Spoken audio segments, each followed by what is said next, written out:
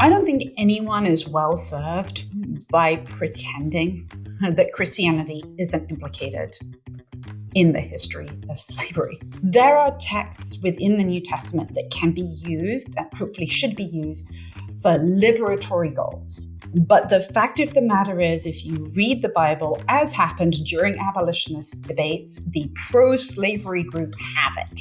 And you have to work really, really hard and ignore a lot of evidence to say that it's an anti-slavery text.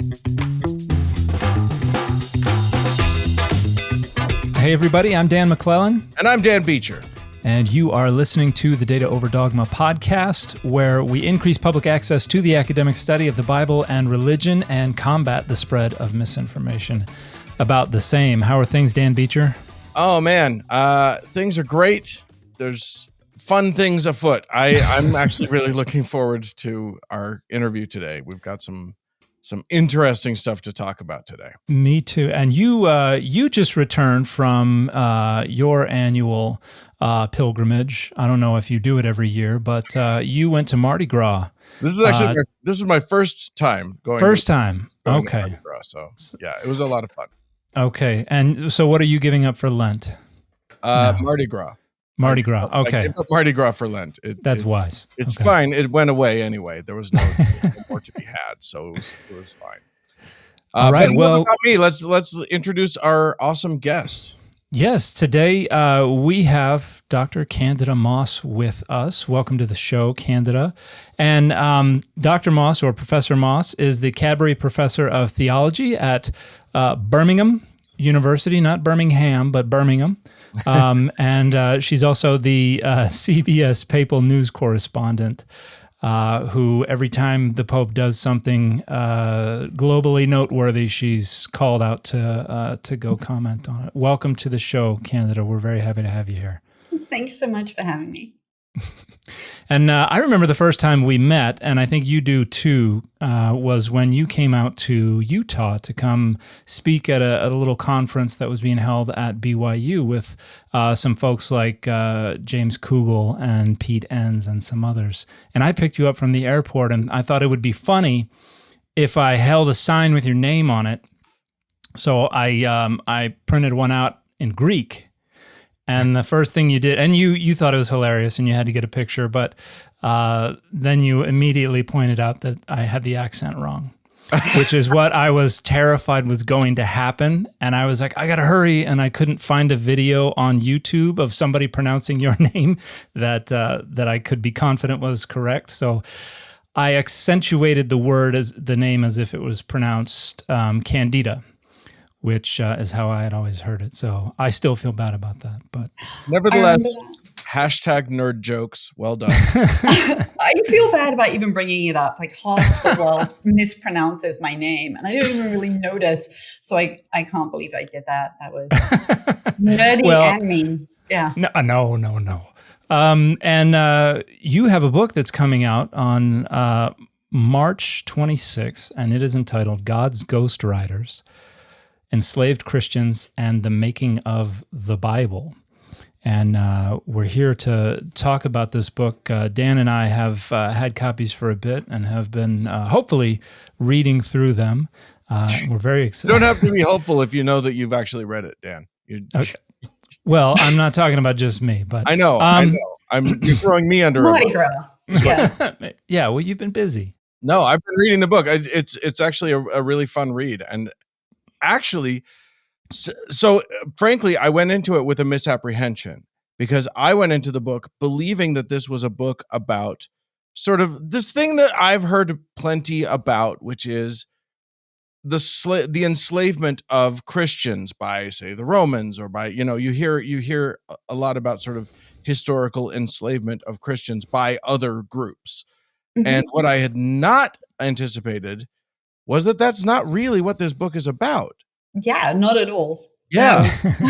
So talk to us a bit about what you're actually exploring in this book, and what prompted you to tackle this subject.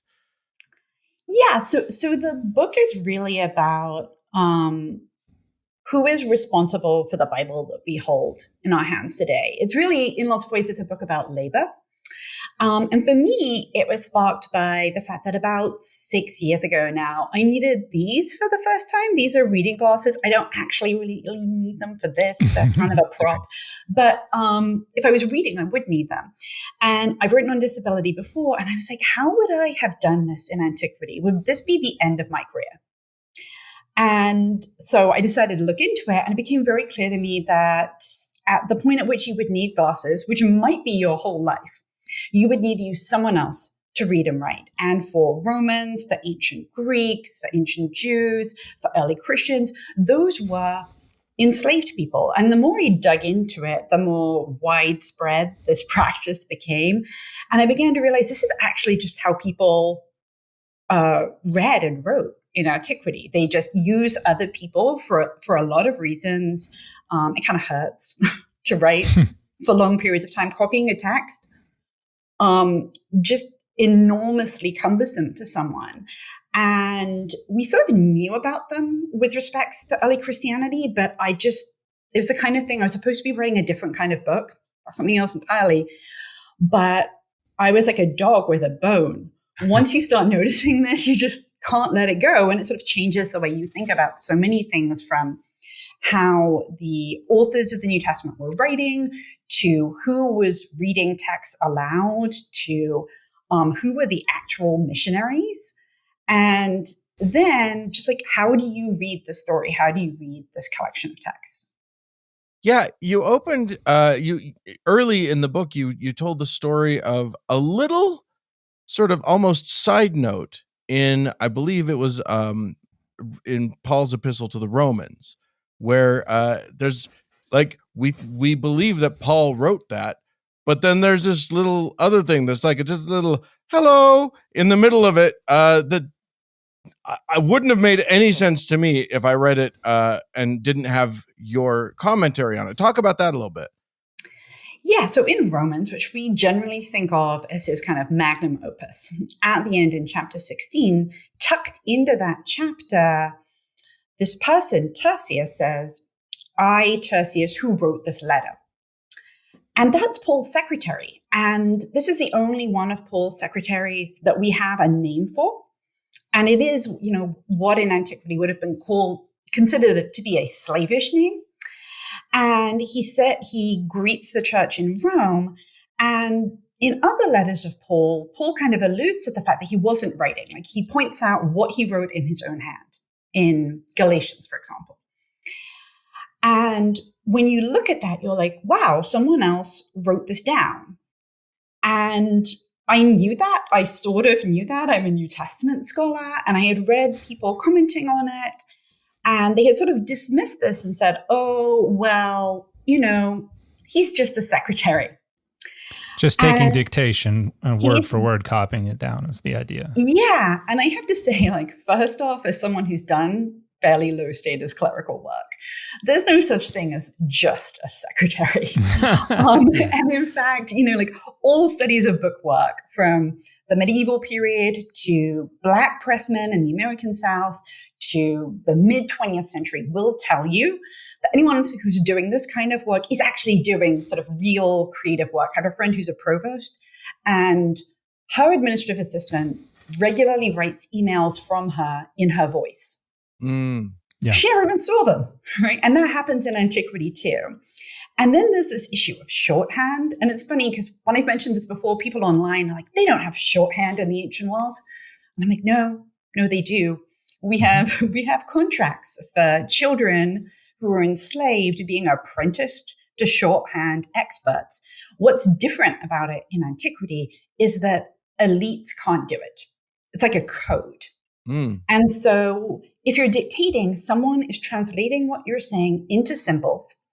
And it's a very personalized system. You would sort of adapt the shorthand symbols to your needs as a shorthand writer. It's not standardized the way it was in the 19th, 20th century. And then you later on have to expand it because it's your special system. There is some kind of individual styles, but what that means is, let's say we picture Paul dictating Romans. It's a pretty long letter, let's face it, all in one go. Tertius writes it down. Paul could not take up what Tertius had written down and read it himself. And only Tertius can then expand it into the letter. And as he does that, and it's a pretty it's sort of rough in comparison to modern shorthand. He would have to remember as he expands it what exactly he meant. There's a lot of duplication. There aren't that many symbols. And as he did that, he would have edited the text because that's his job. His job is to make Paul sound better. Mm-hmm. And so Roman secretaries, or secretaries in the ancient Mediterranean, the Roman Mediterranean, they are deeply involved in that process. They're not kind of fungible workers. You can't just swap them out. And they are editing as they go. Mm-hmm. And people sometimes say to me, oh, well, it's really Paul. They just fix typos. Can you imagine if there was a typo? How important that would be theologically? Like when you think about how Christians read the New Testament, we're not casual about it. Right. We're like, this preposition means this, and therefore Protestantism. So it's even if people are going to say these are small changes, which I'm not sure they always are, but even someone was going to say these are small changes, that has huge consequences for what people hear in church on Sundays. Right. And a lot of times when we're reading the text, we're kind of imagining we're getting the thoughts and the words directly from the author. The idea that somebody is mediating this to us, providing a separate perspective and probably a additional education. They may be the one to say, oh, if you use this phrase, this is from this author over here, and that would resonate with this over here. And you have somebody who's pulling things together, who's probably adding a significant layer of intertextuality, allusivity with other literature. And so we don't think about that, though, when we're reading Paul. We think, this tastes like Paul's language, but probably a significant portion of it is coming from the person who's mediating it. That's right, because these kinds of literate workers are really well trained. They've been educated. They learned Homer too. They had a sort of similar education initially to an elite author. So they are able to kind of improve the style, improve the rhetorical images, perhaps give input and ideas, and give some examples of this in my book. But I think we should think of these kinds of secretaries and editorial figures as making the texts better. And normally when we talk about kind of secondary figures, we normally talk about copyists, and we normally blame them for stuff. So there's a bunch of New Testament scholars who have blamed Tertius for their inability to read Romans. They're like, well, these verses are out of order. That's Tertius' fault. I'm going to reorganize them, and then it's going to make sense to me.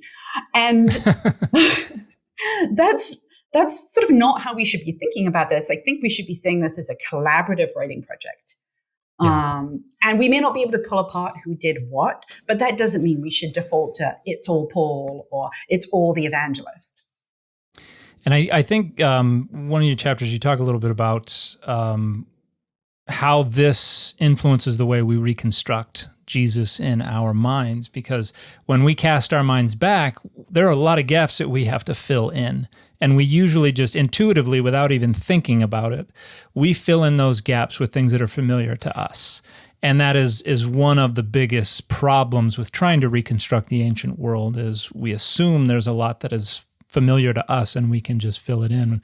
The reality is it's very different. And you describe an early Christian world that is very, very different from what we think of today. We have technology all around us that helps us, that aids us to do what we either don't want to do, can't do, or can't do quickly enough. And in the ancient world, enslaved people were, to some degree, a technology that was available to those who had the means. But what does this mean about how we, and you talk about the Gospel of Mark, what does this mean about how we reconstruct the picture of the Gospel of Mark, its composition, how it's talking about Jesus? Yeah, so the Gospel of Mark, like our first life of Jesus. And you're right, as historians, I think anyone who goes to seminary or graduate school, or even if they do an undergraduate degree and they major in religious studies, you're told you have to kind of think your way back into the world that these people live in. their historical perspectives. And we always say, well, the experiences of the author are important. What does this mean to a Second Temple Jewish person? That's how we understand what scripture means as scholars. And when you read the Gospel of Mark and you encounter Jesus who pops out of nowhere. And when I picture Jesus, I picture like an artisanal carpenter, making like a really nice chair. And the reason for that is I went to Sunday school. But that's not what the Greek says. The Greek says he's a tecton, which could be an artisanal carpenter, but also might be a construction worker. And if I see he's a construction worker, I am picturing something completely different. Right. And it's still actually highly skilled work, but in antiquity, it's viewed quite particularly because it's sort of low status work. No one wants to end up doing construction work. It's hard. You get injured. If you get injured, you likely die. And so you have this construction worker. He is not in the Gospel of Mark the son of a construction worker. He's just the son of Mary. There is no mention of a human father in Mark. And that is such a weird gap. Now, it's really hard, if you've ever been in a church, to not picture Joseph here. And I don't think it's that the author of the Gospel of Mark thinks that there wasn't a father there, but it's not mentioned. And most scholars will tell you that the Gospel of Mark is written around 70. Just sort of the destruction of the temple, the first Jewish war, a lot of enslaved Jews, a lot of trauma, and a lot of women without any kind of support. A lot of widows, a lot of women driven into sex work by the predicament of that war. And so when you think about Jesus, no named father, that makes him sound like them. Potentially like his mother was enslaved, potentially like maybe she had been a sex worker, which is not what Mark is saying. It's a gap that Mark leaves for us to make this text speak to us. And then he wanders around speaking in what we call parables, which are just fables. And the most famous fabulist ever is Aesop, who also was enslaved, also was disliked by people from his own town, and also died a horrible death.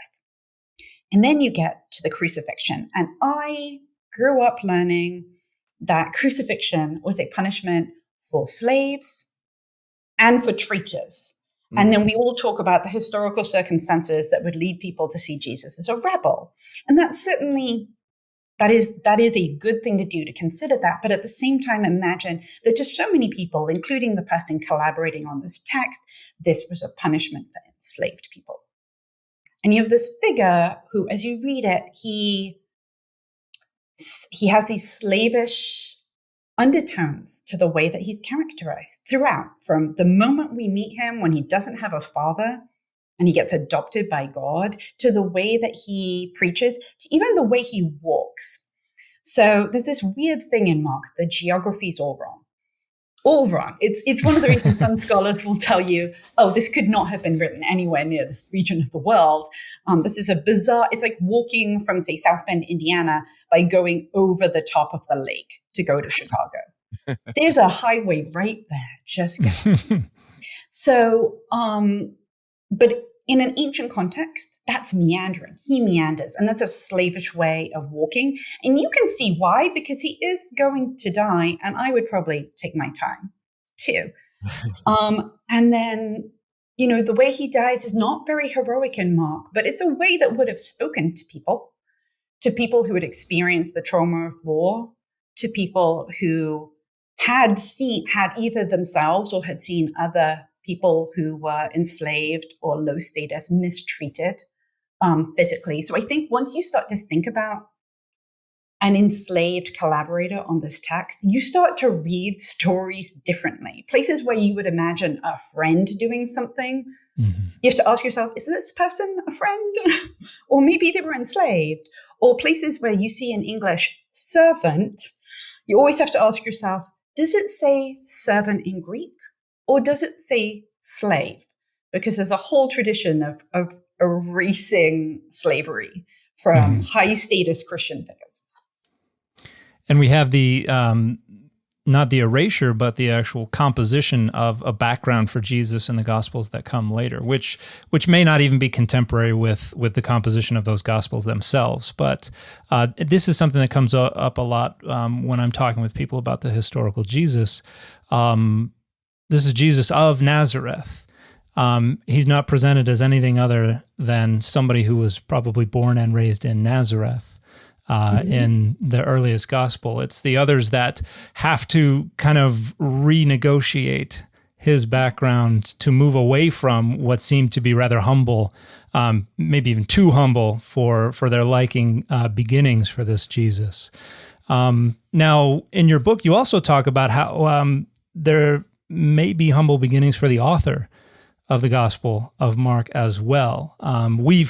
This is something I catch a lot of flack for on social media when I talk about the original anonymity of the Gospels, and how they probably had the traditional authorship assigned to them in the 2nd century somewhere. But we may, even with some of the mid-2nd century references like Papias and others, we may be constructing kind of an artificial author there in Mark. What did you find out about who quote unquote Mark might be, based on this new framework for understanding the composition and the circulation of the gospel? Yeah. So let's just start by saying I completely agree with you. These were anonymous texts, right? They are anonymous texts that get titles. And so when I'm talking about Mark, I'm talking about someone calls this text Mark, and in the early 2nd century, Papias does that, refers to a text called Mark, may not be identical to the text we have, but he refers to a guy called Mark who was the hermeneutes, the interpreter or the translator of Peter, who wrote down things somewhat haphazardly, is the implication. It's not the best writing, but as much as he could remember. And now there is an argument that when Papias says not in order, that the idea is that it's not following literary conventions regarding structure and flow. Is that something that you think is worth keeping in mind, or do you think that is an attempt to apologize for the connection of Papias's Mark with our Mark? Yeah, that's a good question. I think Papias is certainly apologizing for the text. Okay. It's not Cicero or Homer or Luke. Not that I'm sure Papias quite knows about Luke as we know about Luke, but it's certainly not Luke, which it claims to be in order. But the relationship between Peter and Mark is one of sort of subservience. Mark is taking down dictation from Peter. And why would that, what is that doing for Papias claiming this? Well, he's claiming an apostolic pedigree. And he's presenting Mark as performing a very servile role. If you go look at all of the papyrological evidence for who does translation work, it's, unless you're in the military, and even then sometimes, you're talking about enslaved or formerly enslaved people who used to speak a different language but have been brought elsewhere. I learned some languages in school that I don't really remember. So even if you're an elite and you studied Greek, but you mostly work in Latin, that doesn't mean that, you're really comfortable reading and writing and translating Greek. So Mark is being positioned as a figure who's helping Peter communicate with other people, because Peter doesn't seem like the sharpest tool in the box. And his Greek is not going to be Mark's Greek. Papias is presenting Mark in this way because there is this idea in antiquity that people still have today that secretaries, interpreters, these kinds of workers, they're mindless. They're just kind of faithful translators. They don't really have agency. And so Papias is trying to say, you can trust that this really comes from Peter, because Mark is a translator taking dictation. And Romans think of enslaved workers as mindless, as body parts. That's why we so rarely hear about them. Yeah. And we shouldn't believe that. Of course, they're real people. But Papias is trying to harness that argument to say you can trust this text. It really goes back to Peter ultimately. And around the time Papias is writing, there's a lot of concern among elite Romans about, I want to get a manuscript. So let's say the Gospel of the Two Dans. I want the Gospel of the Two Dans. I'm going to a Roman bookshop. I want to know I have the right gospel. Yeah, it's not for sale. Yeah. But seeing that the person who wrote down the Gospel of the Two Dans was your editor would really reassure me. I'd be like, oh, it was your editor who wrote this down? I feel better about this. And that is what Papias is saying about Mark. He's saying that Mark is someone very close to Peter, someone who can be trusted, someone who does this kind of faithful recording. But it's not an accurate depiction of who Mark is. And it's a rare sighting of an enslaved literate worker. Now, in one of the chapters, you start by telling a story about an enslaved reader reviewing a copy of the gospel now called Mark. And I enjoyed getting to kind of close my eyes, and that stopped me from reading for a bit. But I read and then closed my eyes about this scenario that you paint. I thought it was instructive to think about the utility of the gospel this way. Could you talk about the narrative that you paint at the beginning of the chapter 6 in your book? Yeah. So one of the things that we know about New Testament texts is that they were performed aloud by readers, and because of how manuscripts were, you had to prepare. There sort of often weren't breaks between words or accents or emphasis. So you had to be very familiar with just a physical manuscript to perform it. This is like a highly skilled role, and it involves a lot of forethought. And so what I tried to imagine was the ending of the Gospel of Mark. And if you just open any kind of sort of critical Bible, you'll know that there are separate endings at the end of Mark.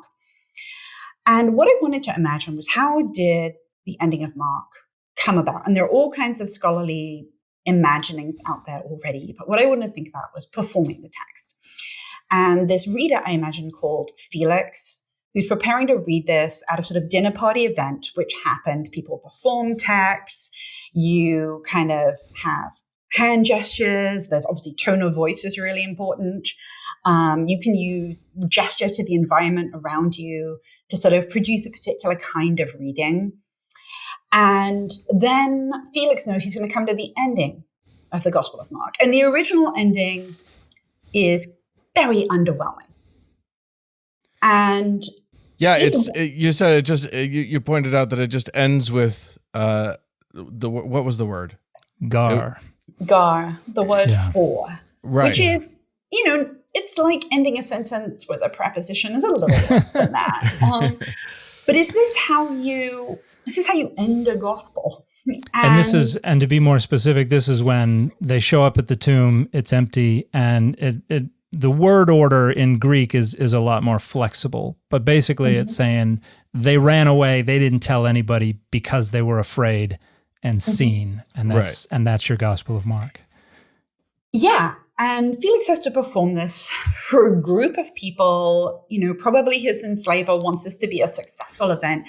And Felix is worried that even if he does his best job, it's not going to come across well, because people are going to look at him and they'll be like, and then what? They ran, and then what? Because it doesn't sound like the end of a book.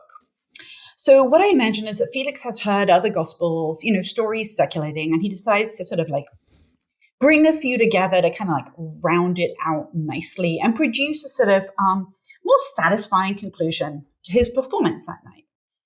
And at that event, we might imagine, as regularly happened, someone else had bought an enslaved notary with them to take it down in shorthand. And that notorious, that shorthand writer, has now taken down Felix's version. And they're going to copy it up later onto papyrus and ink. And between them, these two people have now produced a new version of the Gospel of Mark. And this would have happened in small ways all the time, right? You skip a line, I know that there have been times that I've been reading to my kids and I want them to go to bed, and I'll try and skip a page if I can, and in order to do that, and there would be all kinds of time pressures and things, like Christianity too. And in order to do that, I have to kind of make up a sentence to connect it to wherever I plan to pick up. And so we can imagine that there would be places both deliberate like that and not deliberate, where people would have slightly flexibly altered the meaning of the gospel through performance. And that then might become enshrined in a manuscript. And I'm sure some people are thinking, wow, she just made that up. And I have all kinds of ancient evidence for thinking that happened. But what I'd really like to point out is that other explanations for the ending of Mark often are also making things up. Yeah. So there's one explanation. This is scholarship, I'm going to remind you, where Mark is sitting there and he's writing it, and he just finishes that sentence and he gets arrested, and for whatever reason, it's not clear, and he gets arrested and taken off somewhere and then released. And someone had taken the manuscript, and then he only gets to add in the next ending later on. And I mean, maybe, but we don't have any evidence of it. Yeah, that sounds like we're ginning up a scenario that's not in evidence so that we can protect Mark and authorship of the end, rather than have to conclude that someone else came in later. And it does seem like maybe they have an agenda. And a little bit, yeah. Yeah. And I think it's funny because we're always like, when we're talking about people changing scripture, we always imagine they have a theological agenda. If they're deeply invested. What if they had just as regularly happened with copyists, what if they just want to be done for the day? What if they're just entertaining themselves? There are some amazing examples of people entertaining themselves in kind of modern book work that that if Bible scholars were poring over this, they would assume that one person who varied how they spelled a word or how they wrote out 90%, like sometimes in letters, sometimes 90%, sometimes 90 space percent written out in letters, that if I saw that as a Bible scholar, I'd be like, we have 3 different people because 90% is written differently. And when they're interviewed, they're like, I was just bored. I needed to entertain myself. And so what I want to try and imagine is other things that affected this text that we never think about, just real world things. I think it might, I'm just going to sort of take a broader view of this and step a bit away from the book, just to say, I think it might surprise a lot of people, this notion that that the Bible itself, not only does it, I mean, Dan can attest to how many people on the internet spend countless hours in apologetics trying to claim that Jesus doesn't condone slavery and that slavery isn't there in the New Testament or whatever. I think it would surprise people to know that Christians used slaves in the creation of the Bible. The impact of that feels like it might be pretty big for a lot of people who are trying to reconcile their view of what the message of Christianity might be with that idea. Can you talk a little about that? Yeah, I don't think anyone is well served by pretending that Christianity isn't implicated in the history of slavery, and that the Bible wasn't used, in fact, to defend slaveholding in this country, in America. Right. I don't think anyone's well served by that. And, I know what you're talking about. When I was talking to publishers about this book, there was one publisher I spoke to who was a sort of former evangelical, now more moderate Christian. And we spoke about it. He said, you can't prove this. You can't prove they existed or they did things. I said, I can prove it. And here's the evidence. And finally, he came to his point, because I know a lot of people will struggle with this, the idea that Christians used enslaved workers.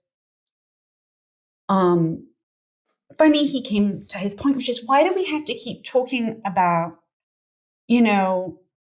Christians having slaves? Why can't we talk about all the good things Christianity has done for slaves?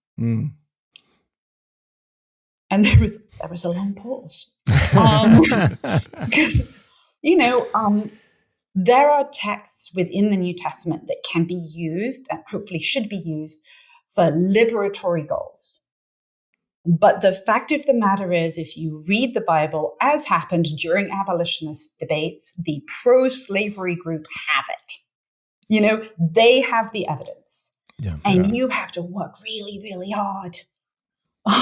Really hard, and ignore a lot of evidence to say that it's an anti-slavery text.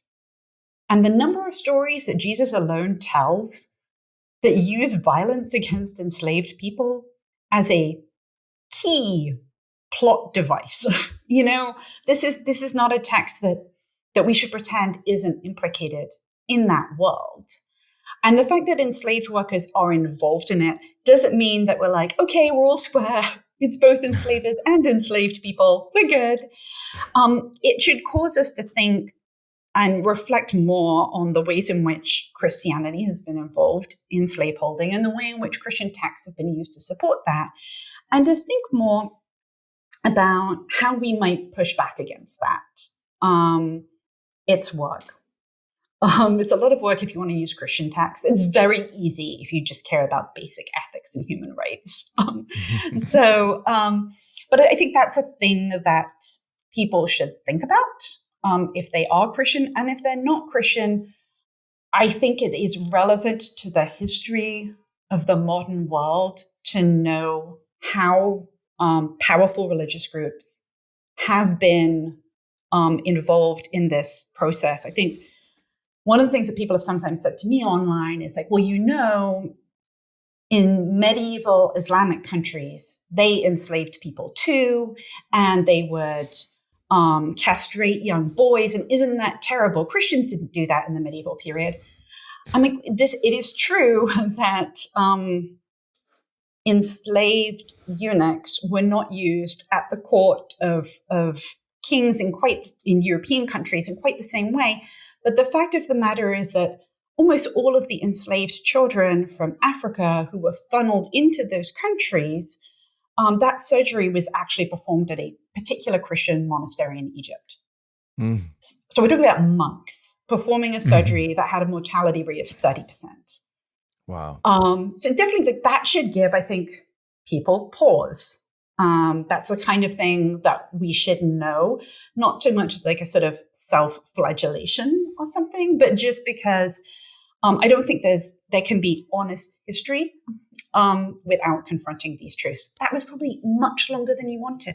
No, this is exactly. I mean, this is a very important moment in American history right now, because we're starting to see people moving against the idea of honest history and looking at the harder parts of history. We see a lot of state legislators who don't want books in libraries that would make people feel bad about their own people or whatever. And I think you have now given them yet another book to ban if you're not careful. I think I'd be in good company. Yeah. Absolutely. One of my when I moved my family out to Oxford in 2009, I remember being in a bookstore one time and finding a series called, and I have no doubt you know about this series, Horrible Histories, which is I enjoyed it because I'm an artist. I've it for my kids. Yeah, I love the artwork. I think the main, whoever it is they have doing the artwork, is incredibly talented. But it's basically the warts and all history, where it's depicting all the things that are considered gross, violence, inappropriate, stuff like that, and it does it in a frank and very classy way. But you mentioned in the book that Christianity was characterized by some of the early non-Christian writers as for women and slaves, which made me think of two of the earliest Christians that we ever hear of in the non-biblical, non-Christian literature. Pliny's story about coming across some Christians, and he's writing to the emperor and saying, "Hey, I don't know what to do with these Christians. I just there were two women who were slaves, and so I tortured them." And to get more information from them, because then that was the only way you could trust the testimony of a slave, was if that testimony had been extracted through torture, and then he executes them, and then goes on and say, I said if you'll denounce Christianity or whatever, you can go. Otherwise, I got to kill you. And the emperor's like, yeah, you done good, kid. So some of the earliest witnesses we have to Christianity highlight that Christians were frequently women and slaves, which then in later history kind of is, I don't know if it is intentionally obscured, but the way Christianity is represented changes significantly. Yeah, that's right. And it's not just the Pliny-Trajan correspondence, which you referenced, although if you look at modern English translations of that, they are described as deaconesses. You almost don't know they're enslaved. Like even in classics, sometimes you'll see that. That's bizarre. How did they stop being enslaved household servants and start being, the sort of religious role? And that's part of the kind of obfuscation of early Christian status. The fact that Romans say that Christianity is a religion for slaves and women, that's obviously a slur, but there's a lot of data to suggest that that's true. We have references to other enslaved people. And when you look at sort of the names of the people who brought, say, a text like First Clement, which is purportedly by Clement of Rome, and it's sent to a church in Corinth, when you look at their names are slave names. Fortunatus, like just lucky. It's sort of Epaphroditus, the most common name for enslaved people. And you see them all over the place. Our first portrait of Jesus, and it is a caricature making fun of another enslaved child, but it's from a schoolroom for enslaved children. That's our first portrait of Jesus. And the child who made it is making fun of a Christian child who's there. And, sometimes people want to say, oh, well, this is persecution. I'm like, no, this is playground bullying at worst. And if you look at the other graffiti there, you're like, oh, these kids are horrible to each other. And so that's not inconsequential, that kind of data. And you can see why Christianity appeals to people. It's sort of beyond the sort of like the promise of sort of equality before God and heavenly rewards and punishment in a slave prison for everyone who had treated them poorly. This is a religion about someone who had died at the death of an enslaved person, who was apparently a god who took on, according to Paul, the form of a slave. There's a lot there for you. And you can see why it would appeal to people from those kinds of backgrounds. And Paul is repeatedly characterizing the ideal relationship between the Christian and Jesus as one of enslaved. Yeah. We don't take that seriously, of course. Now it's like, it just means super, super devoted.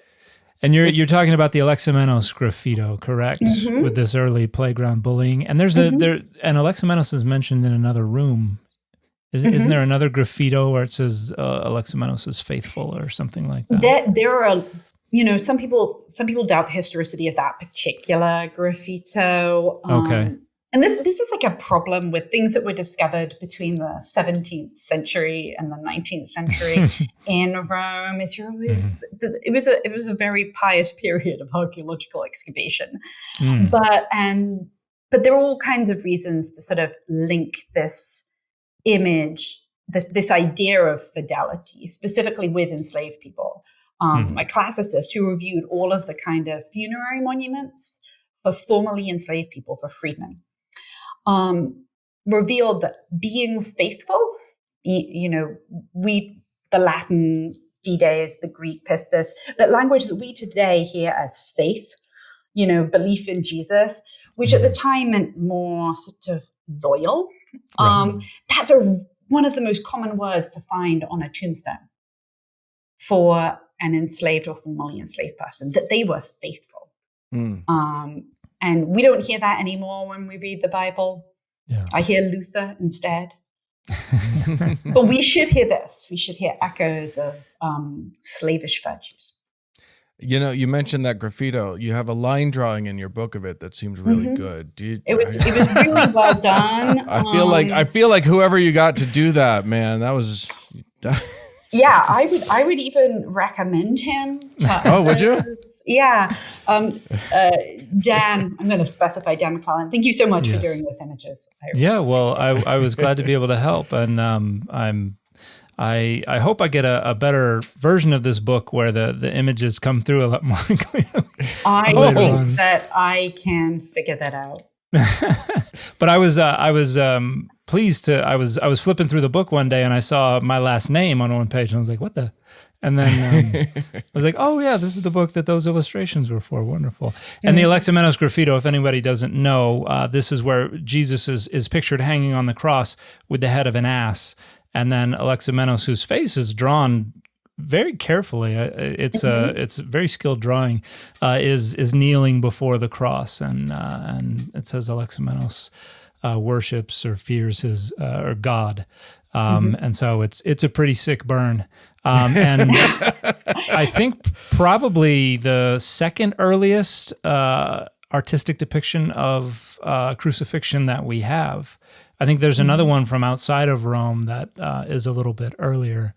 But a pretty important artifact in its own right, in addition to what it tells us about schoolyard bullying in the end of second or the beginning of third century Rome.